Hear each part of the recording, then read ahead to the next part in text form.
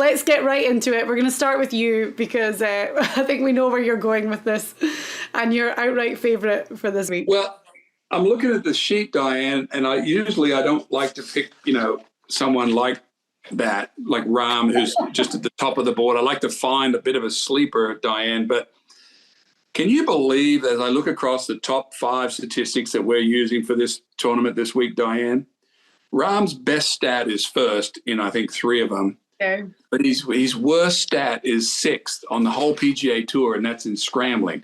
Now, when you consider that his greens in regulation, he's first, so he hardly misses any greens, but he's also in the top 5, or in 6th in this case, in getting up and down. So he's on a fast track to become the number 1 player in the world. I don't even know. I think he's 3rd right now. I don't understand how he's not. But I do think there's some rare opportunities on the tour where guys do win 3 in a row. I spoke of Dustin Johnson in 17, Rory McIlroy, of course.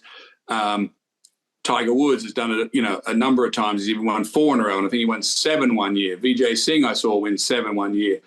Rahm knows all this, of course. He's he understands all the history of golf. He wins now on all sorts of different courses. Yeah. He's very versatile. He went over to Spain. He won on a hilly, tight little course. I watched it. Now he's won at Palm Springs. That's crazy to me because that just does not seem to suit him, because he's got to lay up, he's got to hit irons off the tee and all these different things. However, this is his favorite course, as we noted.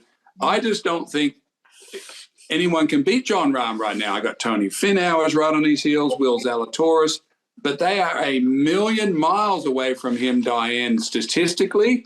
And imagine the confidence that Jon Rahm is packing in that 220-pound frame he's got bobbling down the fairway in that. Now, I notice he wears a sort of a, not a red shirt, but it's sort of a, what do we call that color? I was going to say salmon, but it's a little bit more pink than salmon, isn't it? It's like it's kind of an orangey pink that he likes to wear on a Sunday now.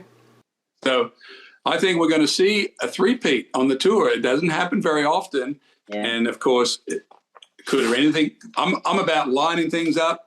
There's never been a better combination of things this week. He is the longest player on the field, hits it the best. He's got the most confidence. Tell me I'm wrong.